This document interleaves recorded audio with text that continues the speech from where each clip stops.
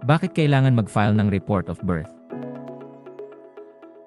Para maitala sa Philippine Statistics Authority, PSA, ang kapanganakan nyo o ng anak nyo sa kanilang registration records, at mabilang sa mga naganap na kapanganakan sa abroad. Importante ang PSA-issued na report of birth para sa apply ng unang passport o passport ng menor de edad, pag-apply ng retention ng citizenship, at requirement din ito sa pag-aaral at iba pa. Maaari ko bang i-report ang kapanganakan ng aking anak at i-apply siya ng Philippine passport sa parehong araw? Kailangan muna mag-file ng report of birth bago may apply ng Philippine passport ang inyong mga anak. Maaari ba mag-file ng report of birth sa Philippine Embassy sa Egypt kung sa ibang bansa ipinanganak?